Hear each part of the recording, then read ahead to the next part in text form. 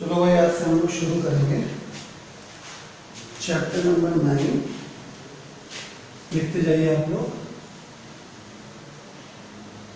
Chapter number 9। Chapter का नाम है current electricity. Current electricity, chapter number 9, current electricity. ठीक है। तो करंट इलेक्ट्रिसिटी चैप्टर में सबसे पहले जो हमें पढ़ना है वो पढ़ना है सोर्स ऑफ करंट। ठीक है ना, कि करंट के सोर्स क्या होते हैं। तो सोर्स ऑफ करंट, करंट हमें जिससे मिलती है उसे सोर्स ऑफ करंट कहेंगे, सिंपल सी बात। ठीक है, ऐसी चीजें जिससे हमको करंट मिल पाएगी उसे हम क्या कहेंगे, सोर्स ऑफ करंट। ठीक है। तो those things which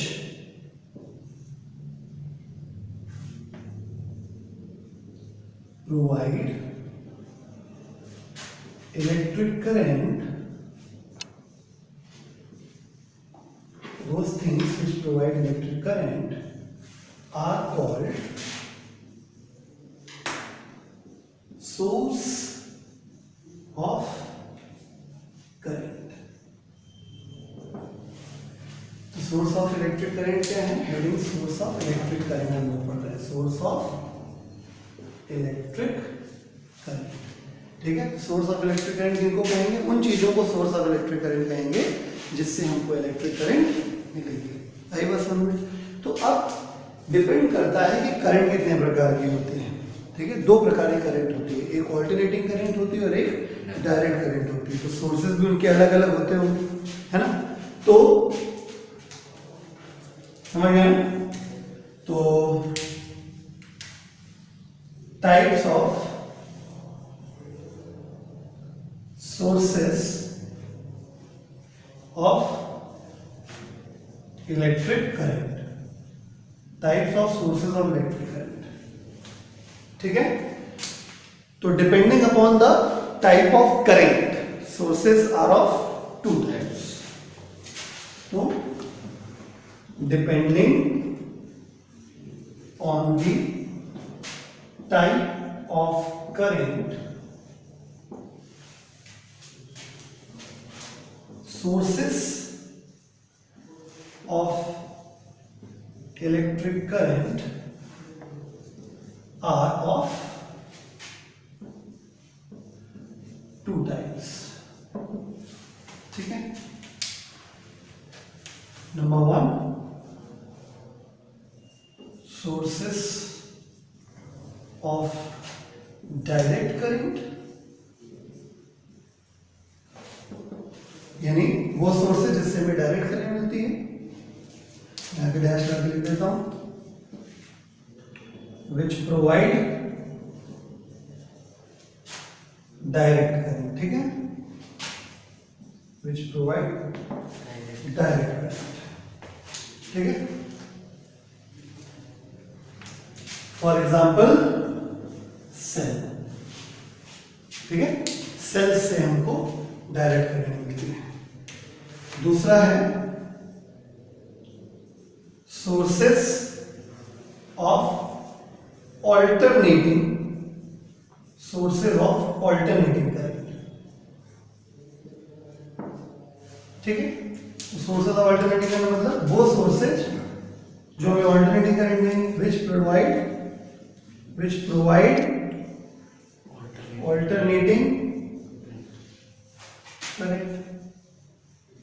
समझ गए। फॉर एग्जाम्पल डायनामो, जिसको आप लोग जनरेटर भी कहते हो।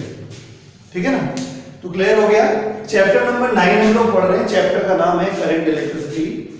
इसमें सबसे पहला टॉपिक था हमारा सोर्स ऑफ इलेक्ट्रिक करंट। तो सोर्स ऑफ इलेक्ट्रिक करंट क्या है, वो चीजें सोर्स ऑफ इलेक्ट्रिक करंट कहलाएंगी जिससे हमें करंट मिलती होगी। Those things which provide electric current are called source of electric current. ठीक है, सोर्सेज ऑफ इलेक्ट्रिक करंट। ठीक है, या इसको द कर दीजिए, लैंग्वेज ग्रामर सही हो जाएगी इसकी। The things which provide the things which provide electric current is called source of electric current. Source of electric current, बात समझ में आ गई? ठीक है, तो सोर्स ऑफ इलेक्ट्रिक करंट क्या होता है? वो चीज जो the thing which provide electric current is called source of electric current. बात समझ में आ गई? तो अब डिपेंड करता है सोर्स ऑफ इलेक्ट्रिक करंट कितने प्रकार का होता है। तो इलेक्ट्रिक करंट के जो सोर्सेज होते हैं वो डिपेंड करता है कि करंट कैसी आ रही है। ठीक है, तो करंट दो प्रकार की होती है, एक होती है ऑल्टरनेटिंग करंट और एक होती है डायरेक्ट करंट।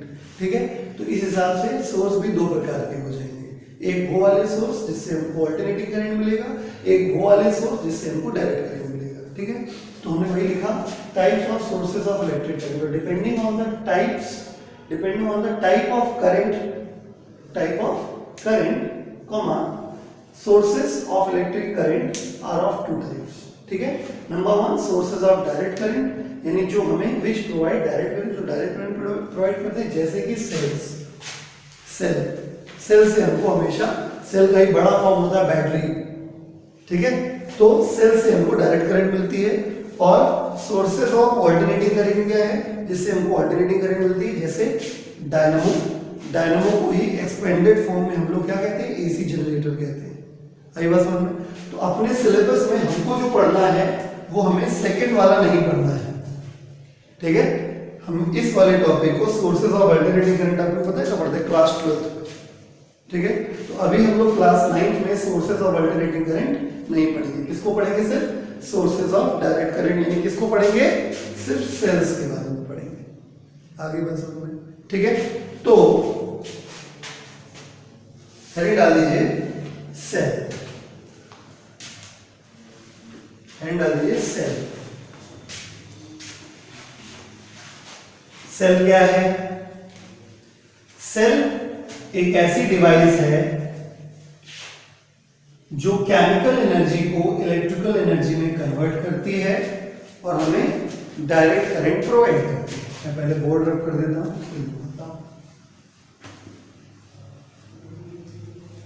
लिख लीजिए। अच्छा, मैं बोल रहा हूं, हेडिंग डालिए सेल, लिखिए, मैं बोल रहा हूं, लिखिए।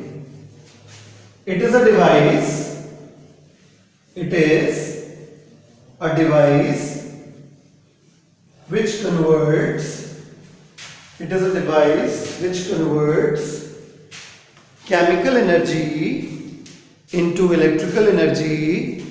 It is a device which converts chemical energy into electrical energy. It is a device which converts chemical energy into electrical energy and provides direct current, and provides a direct current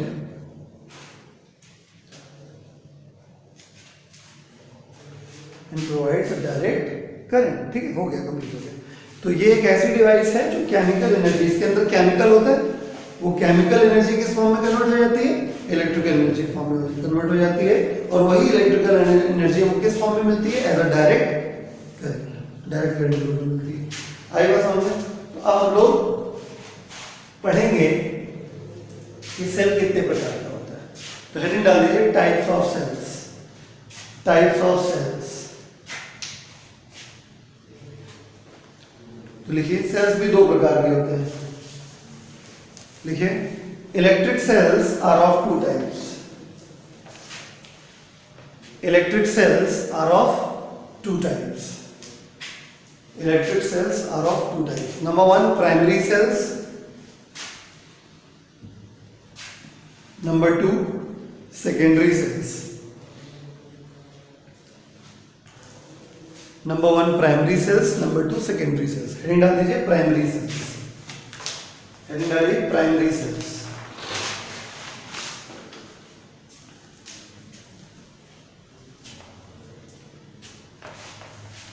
तो primary cell बेटा तुमने देखे होंगे, खुद भी देखे होंगे, तो सेल दो प्रकार के होते हैं। एक जो एक बार यूज करके फेंक दिए जाते हैं, दूसरे वाले जो रिचार्ज किए जाते हैं, मतलब फिर से वो रिचार्जेबल होते हैं। तो प्राइमरी सेल वाले होते हैं यूज एंड थ्रो वाले, यानी उनके अंदर जो केमिकल रिएक्शन होती है वो कैसी होती है? इरिवर्सिबल होती है। इरिवर्सिबल रिएक्शन मतलब जिसको रिवर्स नहीं किया जा सकता, यानी आप दोबारा उसको चार्ज नहीं कर सकते। तो हेडिंग डाल दीजिए प्राइमरी सेल्स, इसके अंदर लिखिए these cells provide current, these cells provide direct current, these cells provide direct current as a result of irreversible chemical reaction,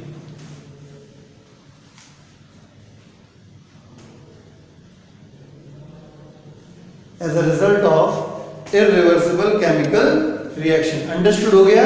मतलब ये यूज एंड थ्रो टाइप के हैं, ठीक है। अब याद करने के लिए कहीं अगल बगल आप लिख लो use and throw types, otherwise ये कोई डेफिनेशन का पार्ट नहीं है। अगर आपसे कोई पूछेगा कि प्राइमरी सेल क्या होता है तो आप उसको यही लिख के बताएंगे कि वो cells these cells provide direct current as a result of irreversible reaction. देखिए फॉर एग्जांपल, ठीक है, for example simple voltaic cell, simple voltaic cell, ठीक है। दूसरा होता है Leclanche cell, LECLANCHE, Leclanche cell. Daniell cell, Daniell cell, dry cell, घड़ी में लगाने वाला, एक्सेट्रा। ये सारे के सारे इरिवर्सिबल केमिकल रिएक्शंस हैं, करेंगे। लिख लिया सब? ठीक है, क्लियर? फिर से बोल देता हूँ, इस समय हम लोग चैप्टर 9 पढ़ रहे हैं। चैप्टर 9 का नाम है करंट इलेक्ट्रिसिटी। तो इस चैप्टर को पढ़ने के लिए सबसे पहले हमको पता होना चाहिए कि करंट इलेक्ट्रिसिटी आखिर देता कौन है। तो हमारा पहला टॉपिक था सोर्सेज ऑफ इलेक्ट्रिक करंट। तो हमने भी ये बताया सोर्सेज ऑफ इलेक्ट्रिक करंट हमको कहेंगे जो हमें किसी भी प्रकार से इलेक्ट्रिक करंट प्रोवाइड करा दें, उन्हें हम क्या कहते हैं? सोर्सेज ऑफ इलेक्ट्रिक करंट कहते हैं। ठीक है, तो फिर सवाल उठता है कि सोर्सेज ऑफ इलेक्ट्रिक करंट होते कितने प्रकार के हैं? तो जितने प्रकार के करंट निकालते होंगे उतने प्रकार के होते होंगे, है ना। तो दो प्रकार की करंट होती है, एक होती है डायरेक्ट करंट और एक होती है ऑल्टरनेटिंग करंट। ठीक है, तो डायरेक्ट करंट के सोर्सेज को सोर्सेज ऑफ डायरेक्ट करंट कह दिया और ऑल्टरनेटिंग करंट के सोर्सेज को सोर्सेज ऑफ ऑल्टरनेटिंग करंट कह दिया। एग्जांपल बता दिया ताकि तुम्हें समझ में आ गया, तुमने डेली लाइफ में कहाँ देखा है। ठीक है, तो जो सेल होता है वो सोर्स ऑफ डायरेक्ट करंट होता है, वो जो डायनामो होता है वो सोर्स ऑफ ऑल्टरनेटिंग करंट होता है। सेल का ही बड़ा फॉर्म आप पढ़ते हैं तो उसको आप बैटरी कहते हैं, और डायनामो का ही एक्सपेंडेड फॉर्म आप जब पढ़ते हैं तो उसी को आप जनरेटर कहने लगते हैं। आएगा समझ में?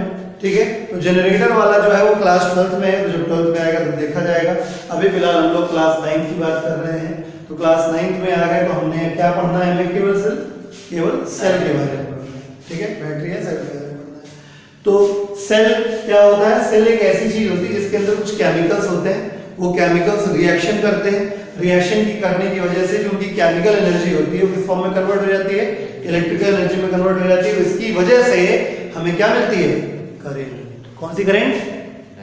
डायरेक्ट करंट मिलती है। ठीक है, तो फिर अगला सवाल उठता है कि सेल कितने प्रकार के होते हैं? दो प्रकार के सेल होते हैं, यूज एंड थ्रो टाइप और रिचार्जेबल टाइप, यानी प्राइमरी सेल, सेकेंडरी सेल। ठीक है, तो अभी तक मैंने आपको प्राइमरी सेल बताया, ऐसा सेल जिसमें इरिवर्सिबल केमिकल रिएक्शन होती है, यानी इनको दोबारा से रिचार्ज नहीं किया जा सकता। यूज एंड थ्रो टाइप होते हैं, उसे हम प्राइमरी सेल कहते हैं। प्राइमरी सेल की ये कुछ एग्जांपल्स लिखे हुए हैं। ठीक है, हेडिंग डाल दीजिए सेकेंडरी सेल्स। सेकेंडरी सेल्स, तो अब हमने अभी समझ गया होगा सेकेंडरी सेल क्या है ना? रिवर्सिबल रिएक्शन होती है इसमें। तो लिखिए, हेडिंग डाल दीजिए सेकेंडरी सेल्स, इसके अंदर लिखिए these cells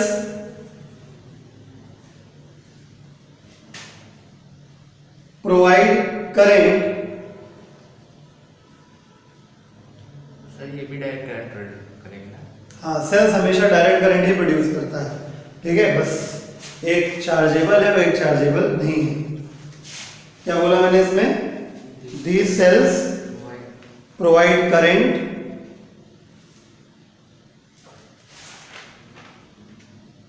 ठीक है as a result of reversible chemical reaction. ठीक है, मतलब आप इतना लिख देंगे तो टीचर को अंडरस्टूड हो जाएगा कि आपको आता है। ठीक है, these cells provide current as a result of reversible chemical reaction। ठीक है, लिख लिया। फॉर एग्जाम्पल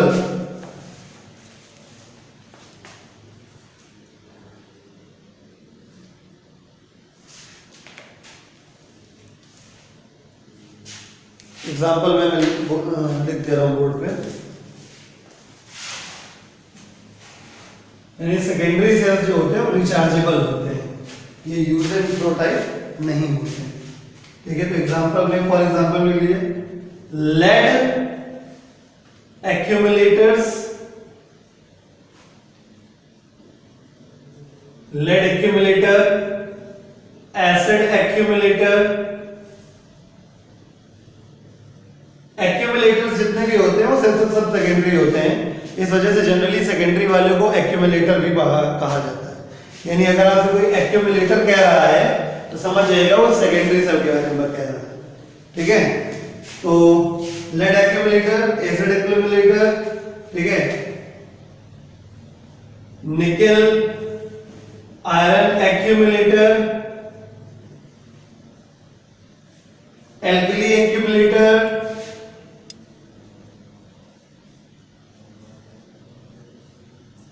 एल्कली एक्यूमुलेटर, ठीक है,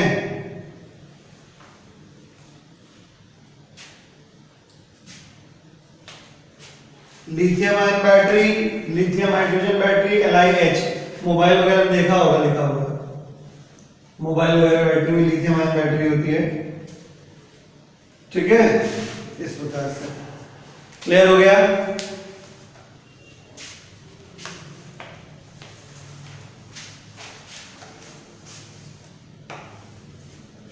तो अब हम लोग पढ़ेंगे, जानेंगे कि बेसिकली इलेक्ट्रिक करंट होता क्या है।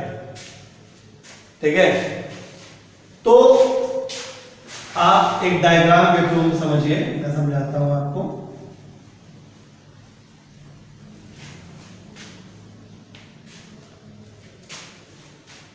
मान लीजिए कि ये एक वायर है,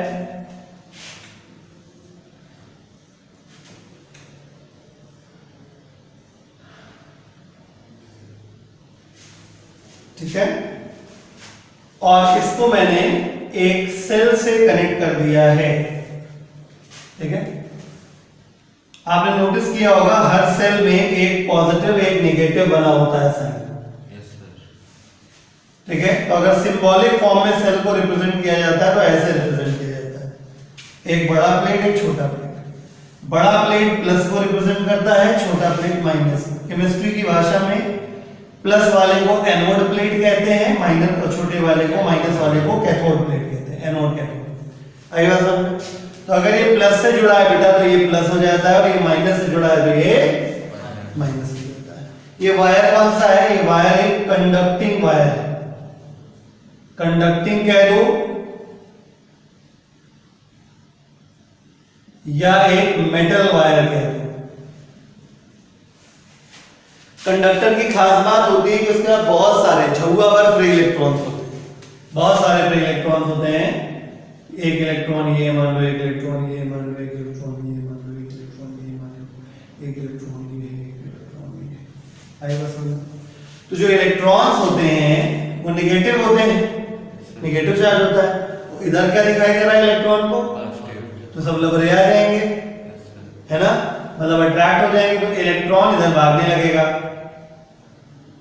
और हर इलेक्ट्रॉन के पास थोड़ा थोड़ा चार्ज होता है। कितना चार्ज होता है? एक इलेक्ट्रॉन के पास 1.6 × 10⁻⁻19 कूलम चार्ज होता है माइनस में। यानी अगर इलेक्ट्रॉन इधर चल रहा है तो हम क्या कह सकते हैं कि चार्ज चल रहा है। तो इसी चार्ज के चलने को हम लोग क्या कहते हैं? इलेक्ट्रिक।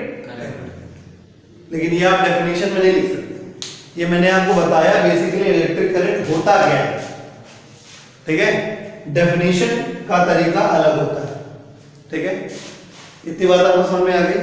जब हम किसी वायर में किसी बैटरी को कनेक्ट करते हैं तो बैटरी या सेल जिसको भी कनेक्ट करते हैं, भाई बैटरी बनाओगे तो थोड़ी सी तो बड़ी बनानी पड़ती है, ऐसे कर दो, ये सेल हो गया। बैटरी में क्या होगा? ऐसे एक पेयर और बना दो, और बड़ी बैटरी बनानी है, बड़ी हाई फाई बैटरी बनानी है, एक और बना दो। और बनानी है हाई फाई बैटरी, एक और बना दो। समझे? तो अगर एक प्लस और एक माइनस प्लेट दिखाई जा रही है तो सेल हो गया, और अगर लगातार प्लस माइनस दिखाते चले जा रहे हैं तो बैटरी हो गई। आई बात समझ में? तो क्या होता है कि जब हम किसी सेल या बैटरी को किसी वायर से कनेक्ट करते हैं, तो वायर में जैसे कनेक्ट करते हैं तो उसके अंदर के जो फ्री इलेक्ट्रॉन्स होते हैं, ठीक है, दो प्रकार के इलेक्ट्रॉन होते हैं। कुछ इलेक्ट्रॉन जो फ्रीली घूम रहे होते हैं, आवारा इलेक्ट्रॉन होते हैं, पता नहीं बच्चे होते हैं कुछ, ये कुछ बच्चे होते हैं घर के अंदर ही घुसे रहते हैं, मम्मी पापा की आज्ञा का पालन करते हैं, है ना। और कुछ आवारा टाइप के होते हैं, यहाँ वहाँ टहल रहे होते हैं, ठीक है। तो ये आवारा वाले हैं। कंडक्टर में मतलब जो फ्री इलेक्ट्रॉन्स होते हैं तो कुछ फिक्स इलेक्ट्रॉन्स भी होते हैं, ठीक है। तो हम यहाँ फिलहाल किसकी बात कर रहे हैं? फ्री इलेक्ट्रॉन्स की बात कर रहे हैं। तो ये सारे जो फ्री इलेक्ट्रॉन्स है, कौन सा लिख भी दें यहाँ पे, ये सारे इलेक्ट्रॉन जो यहाँ पे दिखाए गए फिगर में, वो सारे फ्री इलेक्ट्रॉन्स हैं, ठीक है। तो फ्री इलेक्ट्रॉन्स जो होते हैं वो नेगेटिवली चार्ज, हर इलेक्ट्रॉन नेगेटिवली चार्ज होता है, तो ये फ्री इलेक्ट्रॉन्स में नेगेटिवली चार्ज है। तो नेगेटिवली चार्ज इलेक्ट्रॉन्स किस तरफ मूव करने लगेंगे? पॉजिटिव की तरफ मूव करने लगेंगे। तो क्योंकि इलेक्ट्रॉन में, एक इलेक्ट्रॉन में इतना चार्ज होता है, इसका मतलब चार्ज मूव करेगा, इसका मतलब चार्ज मूव करेगा, ठीक है ना। तो इस प्रकार से जब चार्ज फ्लो करता है तो हम क्या कहते हैं? क्या फ्लो हो रही है? इलेक्ट्रिक करंट फ्लो हो रही है। अब सवाल उठता है कि कैसे हम लोग डिफाइन कर पाते हैं करंट को। तो चलिए हम समझाते हैं। मान लिया कि जब इलेक्ट्रॉन फ्लो हो रहे थे तो कुल मिला के कितना चार्ज फ्लो हो गया वायर से? Q। चार्ज को Q से रिप्रेजेंट करते हैं, ठीक है। जब बैटरी को कनेक्ट किया तो वायर से कितना चार्ज फ्लो हुआ? Q। कितने टाइम में फ्लो हुआ? T। तो अगर मैं डिवाइड कर देता हूं Q में से T, तो जो आता है उसी को हम लोग कहते हैं क्या? Electric current. बात समझ में आ गई, ठीक है। तो charge is a scalar quantity, time is a scalar quantity, scalar quantity. Scalar को स्केलर में जोड़ने, घटाने, गुणाकार करने, भागाकार करने से हमेशा स्केलर ही आता है। यानी करंट कैसी क्वांटिटी हो गई? स्केलर। यूनिट की बात कर लेते हैं। अगर आपको I का यूनिट चाहिए तो आपको Q के यूनिट में T के यूनिट को डिवाइड करना पड़ेगा। Q का यूनिट होता है कूलॉम। क्या होता है? कूलॉम। देखो यहाँ पे कूलॉम लिखा था। और टाइम का यूनिट क्या होता है? सेकेंड। कूलॉम पर सेकेंड। माय डियर, इसी कूलॉम पर सेकेंड को हम लोग क्या कहते हैं? एम्पियर, ठीक है। तो एम्पियर क्या है? SI unit of current. ये स्केलर नहीं, हर जगह एस का मतलब स्केलर नहीं होता। आएगा समझ में? क्लियर? अभी नोट करने की आवश्यकता नहीं, बताऊंगा कैसे क्या नोट करना है। अब अगर आपसे कोई पूछे कि डेफिनेशन क्या है करंट की, सुनो, फॉर डेफिनेशन के लिए हम लोग क्या करते हैं? हमेशा डिनोमिनेटर में 1 बना देते हैं। मान लेते हैं कि डिनोमिनेटर में T है, T की वैल्यू कितनी हो गई? 1 सेकेंड। कॉमा देन क्या हो जाएगा? I इक्वल टू Q हो जाएगा। नहीं समझे बात को? तो 1 सेकेंड में कंडक्टर के थ्रू कितना चार्ज फ्लो कर गया? 1 सेकेंड में कंडक्टर से जितना चार्ज फ्लो कर गया वही चार्ज उसकी किसके बराबर हो जाता है? करंट के बराबर, ठीक है। यानी हम डेफिनेशन ऐसे कह सकते हैं कि 1 सेकेंड में कंडक्टर के थ्रू जितना चार्ज फ्लो होता है वही उस कंडक्टर में बहने वाली करंट होती है। नहीं समझे? यानी 1 सेकेंड में कंडक्टर के थ्रू जितना चार्ज रहता है वही उसकी इलेक्ट्रिक करंट होती है। बात समझ में आया कि नहीं आया? ठीक है। तो आप हेडिंग डालेंगे इलेक्ट्रिक करंट।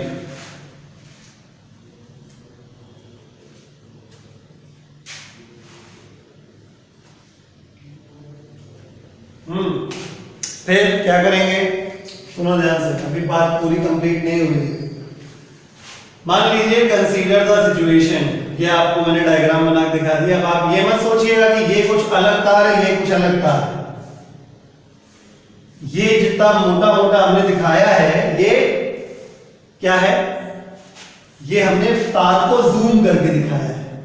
तार वही है, लेकिन हमने तार का अंदर का हिस्सा आपको दिखाने का प्रयास किया थोड़ा सा। आई बात समझ में? तो जब हम सर्किट में कोई सेल लगाते हैं तो पूरे तार में ये चीज होती है, यानी अभी हमने सिर्फ इतना जूम करके दिखाया, लेकिन वास्तविकता क्या है कि हर जगह इलेक्ट्रॉन इसी प्रकार मूव करता है। नहीं समझे बात को? ठीक है,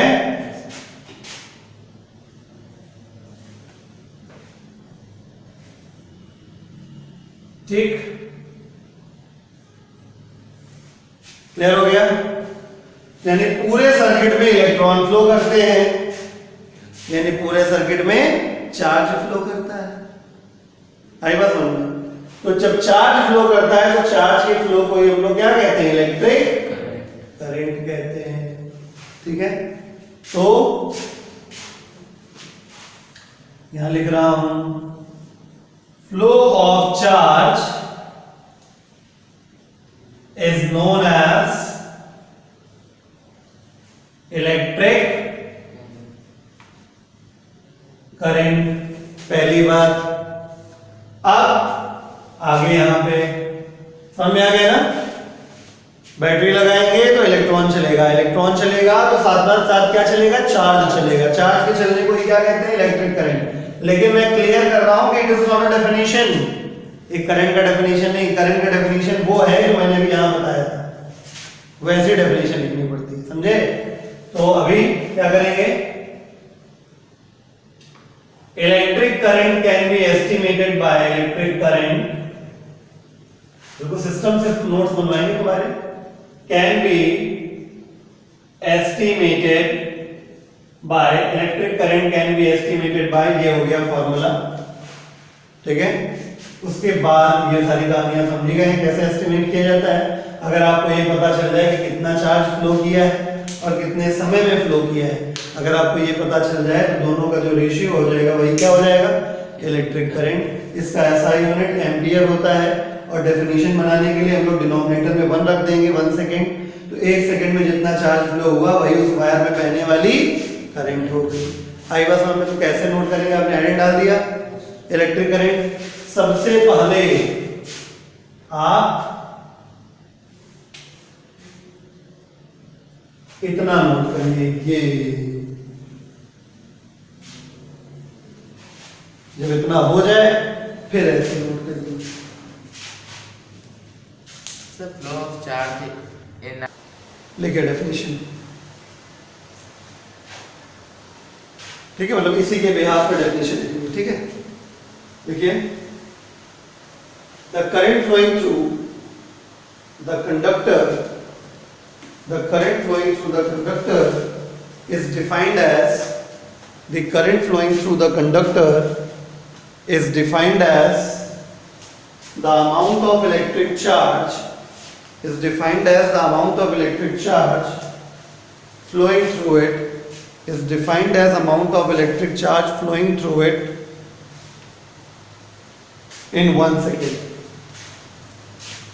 Amount of electric charge flowing through it in 1 second. ठीक है, चलिए क्वेश्चन लिखिए। अभी तक हम लोगों ने फॉर्मूला जो करंट का पढ़ लिया है, करंट का फॉर्मूला होता है I is equal to Q upon dt। यानी अगर हमें करंट निकालनी है तो कितना चार्ज फ्लो हुआ है और कितना टाइम हम लोगों ने इसको फ्लो कराने में लिया है, यानी Q चार्ज कितनी देर में फ्लो किया है वो टाइम से अगर डिवाइड करें तो हमें करंट मिल जाएगी। ठीक है ना? तो एक बात ध्यान रखिएगा, जो हमने लास्ट में पढ़ाया था फॉर्मूला, ये I is equal to Q upon T, तो इसमें ये बात ध्यान रखिए कभी भी Q की वैल्यू निगेटिव में मत रखिएगा। इस फॉर्मूले में हमेशा Q की वैल्यू जब भी रखिएगा तो पॉजिटिव रखिएगा। तो फॉर्मूला मैंने लास्ट में लिखवा दिया था, जहां पे लिखवा दिया था वहां पर ये चीज मेंशन कर लो, ऐसे जैसे मैंने मेंशन करी है, ठीक है। चलिए अब क्वेश्चन लिखिए, find the amount of current flowing through a conductor. Find the amount of current flowing through the conductor. Find the amount of current flowing through the conductor if number one,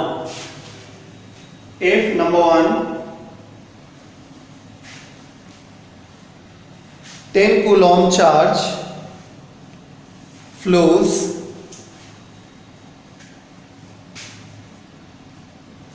in 2 minutes.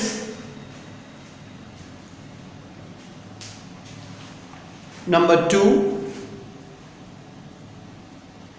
100 microcoulomb, ऐसे लिखा जाता है 100 microcoulomb charge flows in 100 seconds. ठीक, तो हमने आपको दो सवाल दिए, दोनों एक ही फॉर्मूले के ऊपर बेस, ताकि प्रैक्टिस कर सके हम लोग फॉर्मूले की। तो पहला सवाल क्या है? पहला सवाल है कि find the amount of current, मतलब क्वेश्चन का जो सॉल्यूशन है उसमें पहला पार्ट है, आपको चार्ज दिया गया है, ठीक है। चार्ज कितना दिया गया? 10 कूलॉम चार्ज दिया गया है, 10 कूलॉम, ठीक है। C stand for Coulomb, Coulomb का C हमेशा कैपिटल बनता है। 10 कूलॉम चार्ज, टाइम कितना दिया गया आपको? टाइम दिया गया आपको 2 मिनट, ठीक है। तो मिनट SI यूनिट नहीं होता टाइम का, इसलिए 1 मिनट में 60 सेकंड होते हैं। सेकंड में कन्वर्ट करने के लिए हम 60 से मल्टीप्लाई कर लेंगे तो इतने सेकंड आ गए। और हमें निकालना क्या भैया? करंट का अमाउंट निकालना है। हमको बहुत अच्छे से पता है जो करंट का फॉर्मूला होता है वो होता है I = Q/T। इसलिए I = Q कितना है? 10, T कितना है? 120, ये कैंसिल हो गया, 1/12 एम्पियर। डेसिमल्स में आप कैलकुलेट कर लीजिएगा, आंसर आपका डेसिमल में ही एक्सेप्ट किया जाएगा, ठीक है। आप ऐसे 1/12 लिख के छोड़ देंगे तो आपके मार्क्स भी छोड़ दिए जाएंगे, ठीक है। इसलिए डेसिमल्स में निकालिएगा प्लीज। सेकंड पार्ट है कि चार्ज कितना दिया गया है? 100 माइक्रोकूलम। सो माइक्रो जिसको पता होगा वही समझ पाएगा। तो क्योंकि 100 माइक्रोकूलम है तो Q बराबर 100 माइक्रो का मतलब 10⁻⁻6 होता है। पहले चैप्टर में माइक्रो, मिली, नैनो इन सब की वैल्यूज बताई जाती है। अगर किसी को ना याद हो तो कहीं ऊपर लिख ले, जैसे 1 सेंटी होता है, ठीक है।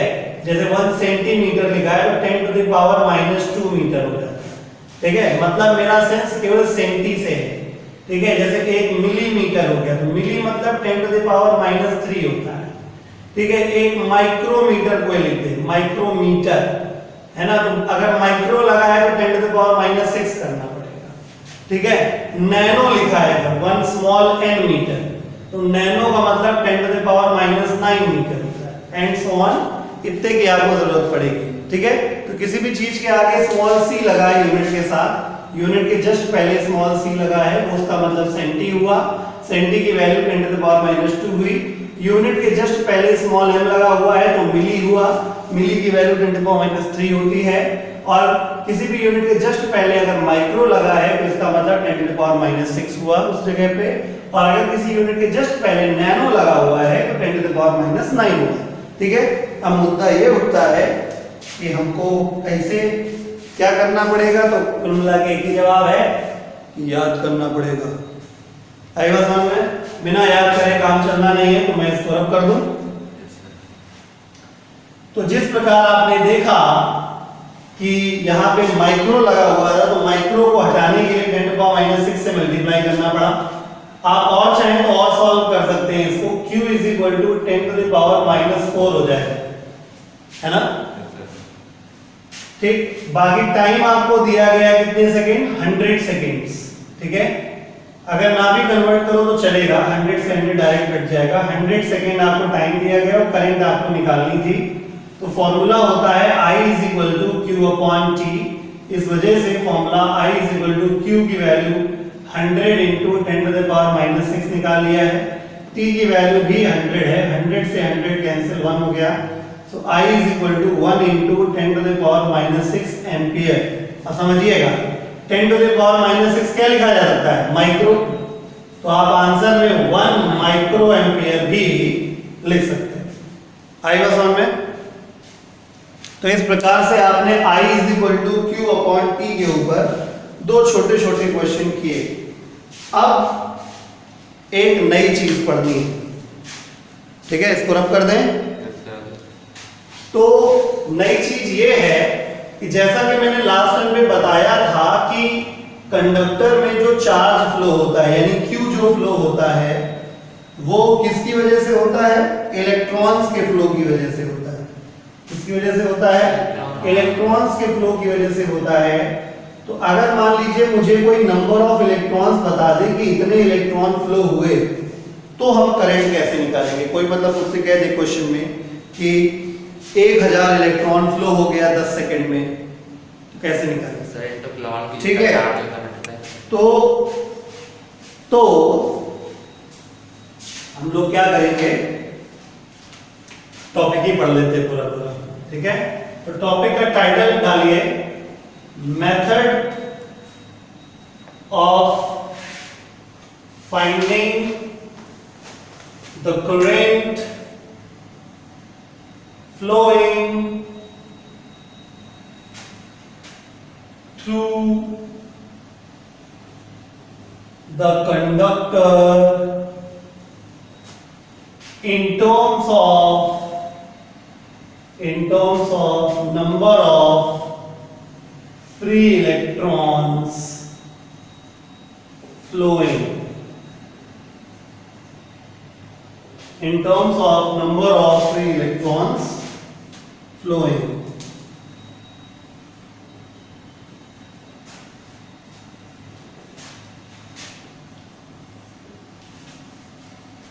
Number of free electrons flowing, ठीक है?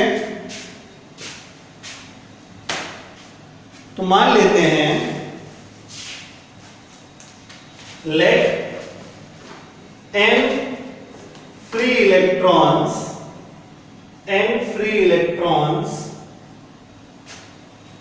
are flowing through the conductor।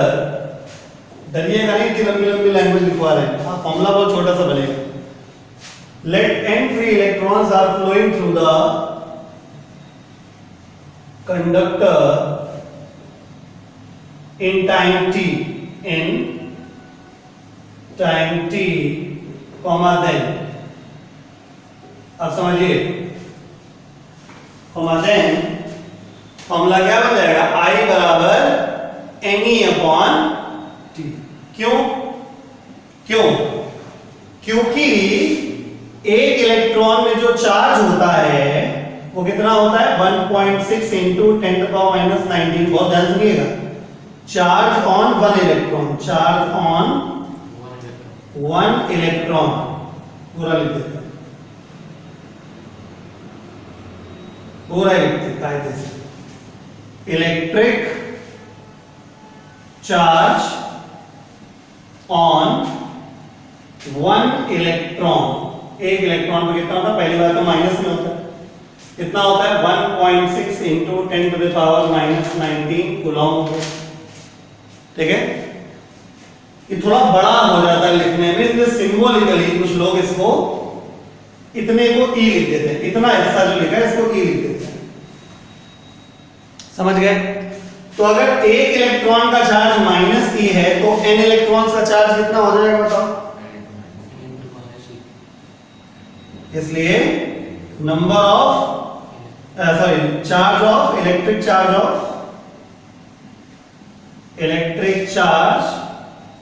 Of n electrons कितना हो जाएगा? n इंटू माइनस ई, कुल मिला कितना हो गया? माइनस n हो गया।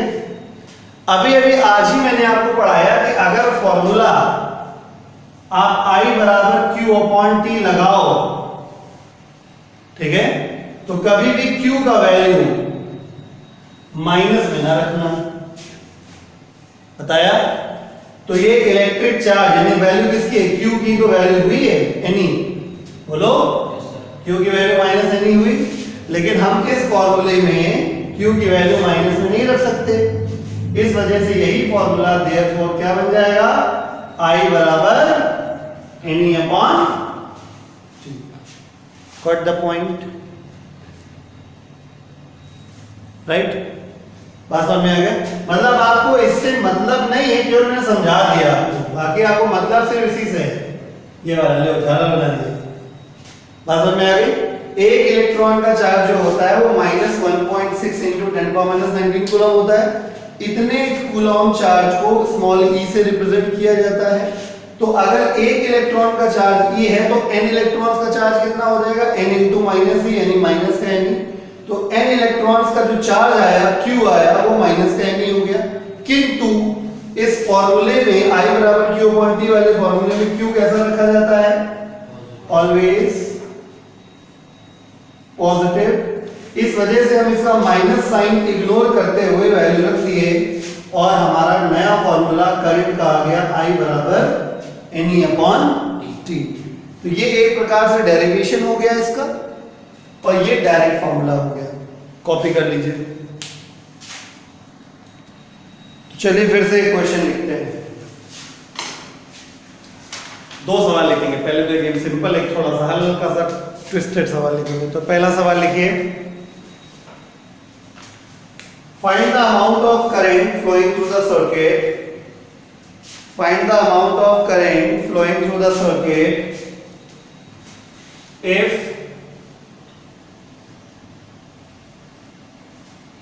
if 2000 free electrons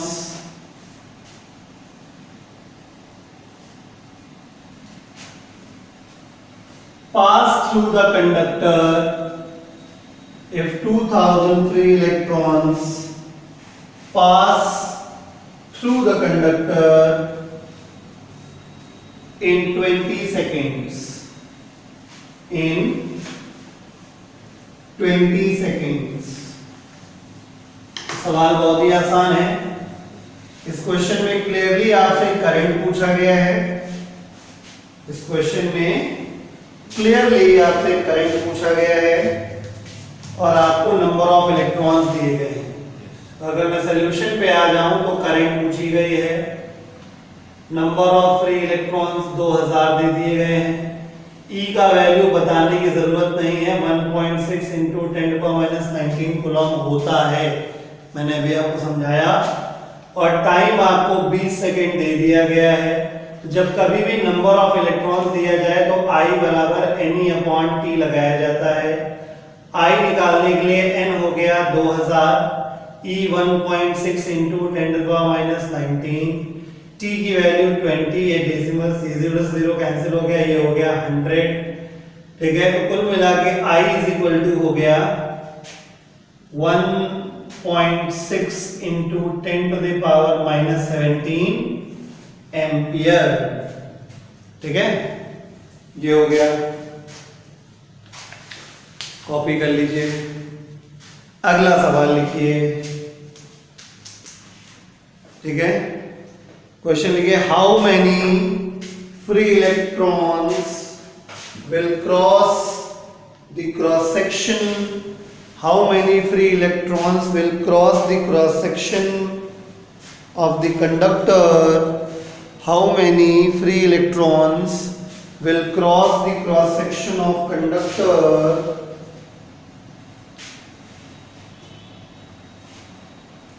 in 1 second, in 1 second, how many electrons will cross the cross section of the conductor in 1 second if 1 ampere electric current, if 1 ampere electric current flows through it, if 1 ampere electric current flows through it, if 1 ampere electric current flows through it, ठीक है। तो सवाल का जवाब कुछ इस प्रकार से होगा, क्योंकि नंबर ऑफ इलेक्ट्रॉन्स के बारे में बात हो रही है और यही निकालने भी है। करंट का वैल्यू 1 एम्पियर दिया गया है, टाइम का वैल्यू 1 सेकेंड दिया गया है और ई की वैल्यू बताई नहीं जाती। फॉर्मूला लगा देंगे I बराबर NE/T, I का वैल्यू 1, N निकालना है, E की वैल्यू 1.6 इंटू 10⁻19/1, N की वैल्यू 1/1.6 इंटू 10⁻19। सॉल्व कर लेंगे तो after super fast calculation 6.25 into 10⁻18 electrons आएंगे। ठीक है, यानी कि 1 सेकेंड में अगर 1 एम्पियर करंट फ्लो कर रही है तो कितने इलेक्ट्रॉन्स दौड़ेंगे? क्रॉस करेंगे 6.25 इंटू 10⁻18 इलेक्ट्रॉन्स दौड़ेंगे। कॉपी। तो अब तक जितना हमने पढ़ा है करंट के बारे में, उससे ये समझ में आया कि करंट के दो फॉर्मूले होते हैं। एक फॉर्मूला होता है I = Q/T, जो कि क्या है? करंट को निकालने का तरीका, अगर चार्ज पता हो तो।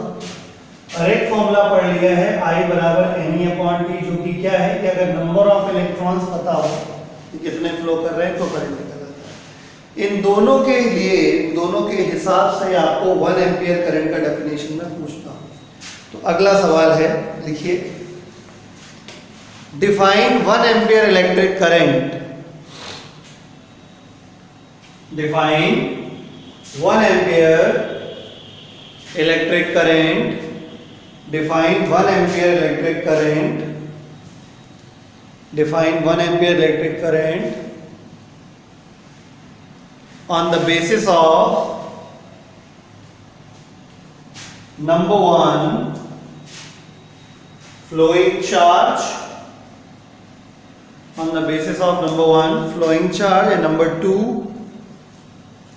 number of free electrons flowing. Number 2 number of free electrons flowing. चलिए मैं आपको बता दूं। तो हम जानते हैं, करंट डेफिनेशन बनाना सीख जाइए। हम जानते हैं कि फॉर्मूला I = Q/T जो होता है वो होता है फ्लोइंग चार्ज वाला। यानी अगर मुझे करंट का definition on the basis of flowing charge बताना है तो फिर हम I = Q/T लगाएंगे। ठीक है, और 1 कूलॉम बताना है तो पुटिंग क्या पुट करना पड़ेगा बेटा? Q की वैल्यू 1 कूलॉम और T की वैल्यू 1 सेकेंड पुट करनी पड़ेगी। तब क्या होगा? I बराबर 1 कूलॉम/1 सेकेंड हो जाएगा, मतलब 1 कूलॉम पर सेकेंड हो जाएगा, जिसको आप 1 एम्पियर कहते हैं। तो डेफिनेशन क्या बनेगी कि अगर किसी कंडक्टर के थ्रू 1 कूलॉम चार्ज 1 सेकेंड में फ्लो होता है, अगर किसी कंडक्टर के थ्रू 1 सेकेंड में 1 कूलॉम चार्ज फ्लो होता है, तो इसका मतलब उस कंडक्टर में कितनी करंट फ्लो कर रही है? 1 एम्पियर फ्लो कर रही है। ठीक है, ये पार्ट इतना नोट करिए, फिर मैं लिखवा देता हूं definition.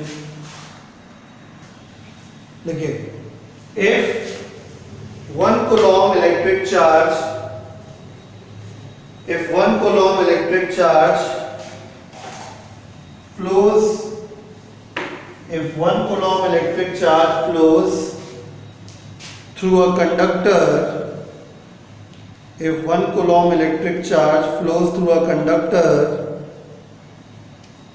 if 1 coulomb electric charge flows through a conductor in 1 second, if 1 coulomb electric charge flows through a conductor in 1 second, then current flowing through the conductor is said to be, current flowing through the conductor is said to be, current flowing through the conductor is said to be 1 ampere. अब second part में आते हैं। Second part, we know that, क्या जानते हैं? अगर हमें number of electrons के टर्म्स में अगर हमको डेफिनेशन बनानी है करंट 1 एम्पियर करंट की, तो नंबर ऑफ इलेक्ट्रॉन्स से रिलेटेड अपने पास फॉर्मूला यही होता है तो यहाँ क्या कर दें, putting I is equal to 1 ampere रख देते हैं, t is equal to 1 second रख देते हैं। तो क्या हो जाएगा, जब I की वैल्यू 1 रख देंगे, m t की वैल्यू पता ही होती है ना, t की वैल्यू 1 ले ली हम लोगों ने, सॉल्व करेंगे तो n की value 1/1.6 into 10 to the minus 19 आ जाएगा, यानी n की value 6.25 into 10 to the power 18 आ जाएगा। अर्थात अगर किसी कंडक्टर में 1 सेकेंड के अंदर इतने इलेक्ट्रॉन्स फ्लो कर जाते हैं, अगर किसी कंडक्टर में 1 सेकेंड में इतने इलेक्ट्रॉन्स फ्लो कर रहे हैं, तो इसका मतलब उस कंडक्टर में कितना करंट फ्लो कर रहा है, 1 एम्पियर। ठीक है, इसको कॉपी करिए सेकंड पार्ट डाल के, फिर डेफिनेशन लिखवाते हैं। डेफिनेशन लिखिए, if 6.25 into 10 to the power 18 electrons, if 6.25 into 10 to the power 18 electrons, if 6.25 into 10 to the power 18 electrons flows through the conductor, if 6.25 into 10 to the power 18 electrons flows through the conductor in 1 second, flows through the conductor in 1 second, comma, then the current flowing through the conductor, comma, then the current flowing through the conductor is said to be, current flowing through the conductor is said to be 1 ampere.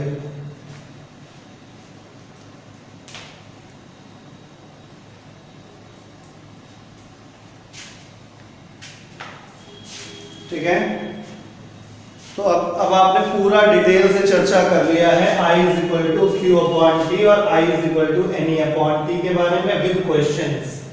Concept clear हो चुका है। अब सवाल उठता है कि हमको अक्सर पढ़ने को मिलता है करंट इधर से इधर फ्लो कर रही है, सुनने को मिलता है इधर से उधर करंट जा रही है, उधर से इधर करंट जा रही है, तो कैसे पता करते हैं करंट किधर से किधर जा रही है? तो किसका कन्वेंशनल तरीका क्या है, पुराना तरीका क्या है? ठीक है, तो हेडिंग डाल दीजिए, conventional direction of electric current. Conventional direction of electric current. Conventional मतलब मान्यता। फिजिक्स के धुरंधरों ने क्या मान्यता रखी है करंट के फ्लो होने की, है ना? तो हेडिंग है conventional direction of electric current. तो चलिए आपको फिर से एक बार उसी डायग्राम की तरफ लेके चलते हैं जो हमने आपको बताया। मान लीजिए कि आपके पास एक कंडक्टर है और इस कंडक्टर में आपने सेल कनेक्ट किया था, तो सेल का इस तरफ प्लस टर्मिनल जुड़ा हुआ था और सेल का इस तरफ माइनस टर्मिनल जुड़ा हुआ था। ठीक है, इस तरफ प्लस और इस तरफ माइनस टर्मिनल जुड़ा हुआ था। तो जो इसके अंदर जो फ्री इलेक्ट्रॉन्स थे वो लवरिया गए थे। लवरिया गए इन द सेंस वो अट्रैक्ट हो गए थे इसकी तरफ। इलेक्ट्रॉन पे नेगेटिव होता है तो वो पॉजिटिव की तरफ लवरिया गए। तो ऐसा मान्यता है, ऐसा माना जाता है कि जो करंट की दिशा है वो इलेक्ट्रॉन के मोशन की अपोजिट डायरेक्शन में मानी जाती है। ठीक है, करंट की जो डायरेक्शन है वो इलेक्ट्रॉन जिस तरफ चलते हैं उसके अपोजिट डायरेक्शन में मानी जाती है। बाय द वे समझना थोड़ा दिमाग के परे निकल जाता है क्लास 9 में कि अरे चार्ज रखने वाला आइटम को इलेक्ट्रॉन इतने भागा जा रहा है, चार्ज इतने कैसे जा रहा है, तो करंट ऐसे कैसे जा रही है। ठीक है, तो इसमें अभी आप बहुत गहराई में मत घुसिए क्योंकि आप अभी क्लास 9th में हैं। जब आप क्लास 12th में पहुंचेंगे तब आपको ओरिजिनल बात पता चलेगी। अभी फिलहाल आपको जिससे काम चलाना है वो ये है कि नेगेटिव चार्ज इस तरफ चलता है, जैसे कि इलेक्ट्रॉन नेगेटिव चार्ज है, तो करंट हमेशा उसके अपोजिट डायरेक्शन में चलती है। तो चलिए थोड़ा सा और डायग्राम बड़ा बनाते हैं, पूरी चीज दिखाते हैं। तो ये था सेल जो जुड़ा हुआ था, ये प्लेट पॉजिटिव है, ये नेगेटिव है, तो पॉजिटिव ये हो गया, नेगेटिव ये हो गया। तो माय डियर, अगर करंट ऐसे चल रही है तो इसका मतलब आप ऐसे करंट को ड्रॉ कर सकते हो पूरे सर्किट में। तो कहने वाले तो ये भी कहते हैं कि करंट हमेशा बैटरी या सेल के पॉजिटिव से निकलती है और घूम फिर के निगेटिव आ जाती है। ये भी एक तरीका है, ठीक है, कि करंट हमेशा बैटरी या सेल के प्लस से निकलती है और घूम फिर के माइनस में आ जाती है। आई बात समझ में? ठीक है ना? तो ये है conventional direction of electric current. तो लिखिए, conventionally the direction of electric current is always taken conventionally the direction of electric current is always taken conventionally the direction of electric current is always taken opposite to the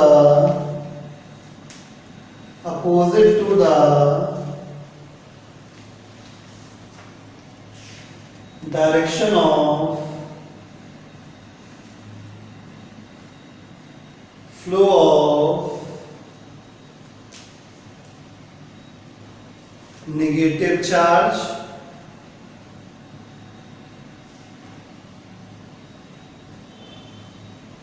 ठीक है, bracket में लो, for example electrons inside the conductor, bracket के अंदर लिखना है electrons inside the conductor. For example, electrons inside the conductor, ये bracket में लिखना है, ठीक। तो कंडक्टर के अंदर इलेक्ट्रॉन्स जिस दिशा में चलेंगे हम करंट को उसकी अपोजिट दिशा में मानेंगे, ठीक है। तो स्टेटमेंट जो मैंने बोला मैं फिर से पढ़ देता हूँ। Conventionally the direction of electric current is always taken opposite to the direction of flow of negative charge, bracket में लिखवा दिया फॉर एग्जांपल, ठीक है, for electrons inside the conductor, ये लिखवा है ना, for example electrons inside the conductor, मतलब कंडक्टर के अंदर कौन नेगेटिव चार्ज मूव करता है, इलेक्ट्रॉन मूव करता है, ठीक है ना, ठीक है। ये डायग्राम बना लीजिए फॉर एग्जांपल करके, ये एग्जांपल ड्रॉ कर लीजिए, डायग्राम बना लीजिए। तो चलिए एक्सरसाइज 9A के न्यूमेरिकल्स कर लेते हैं, 3 हैं, तीनों कर लेते हैं फटाफट। पहला न्यूमेरिकल मैं पढ़ देता हूं, लिखा है a charge 0.5 Coulomb passes through a cross section of a conductor in 5 seconds, full stop, find the current।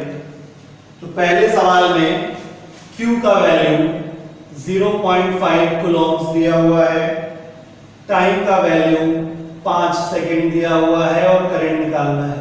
मैंने आपको अभी एक्सरसाइज कराया है थोड़ी देर पहले कि अगर चार्ज दिया है तो I = Q/T लगा सकते हैं। Q की वैल्यू 0.5 है, T की वैल्यू 5 है, तो I का वैल्यू 0.1 एम्पियर हो जाएगा। चलिए दूसरे क्वेश्चन पे आते हैं। दूसरा क्वेश्चन में लिखा है, मैं क्वेश्चन पढ़ देता हूं आपके लिए। A current of 1.5 ampere flows through a conductor for 2 seconds, full stop, what amount of charge passes through the conductor, ठीक है। तो दूसरे सवाल में करंट का वैल्यू 1.5 एम्पियर दे रखा गया था, टाइम आपको 2 सेकेंड दे रखा गया है और चार्ज का अमाउंट निकालना। तो फिर से वही 3 चीजें हैं, I = Q/T लगेगा, वैल्यू जो है वो वहां रख देते हैं, I की वैल्यू रख दी, Q की वैल्यू निकालनी थी, T की वैल्यू रख दी, सॉल्व कर लिया। Q की वैल्यू जो आ गई वो 3 कूलॉम, 15 दूनी 30, 3 कूलॉम्स, ठीक है। तीसरा और आखिरी सवाल हम पढ़ देते हैं। When starter motor of a car is switched on for 0.8 second, a charge 24 coulomb passes through the coil of the motor. Calculate the current in the coil. Starter motor coil का जो है उसको स्विच ऑन किया गया कितनी देर के लिए, 0.8 second के लिए। चार्ज कितना फ्लो हो गया, 24 कूलॉम फ्लो हो गया। तो हमें करंट निकालनी थी कॉइल में। फॉर्मूला तो होता है I = Q/T। I निकालना है, Q 24 है, 0.8 डेसिमल हटाएंगे 8 त्रिक 24 30 एम्पियर करंट आ गया। ठीक है, नेक्स्ट लेक्चर में हम लोग आगे की बात करेंगे।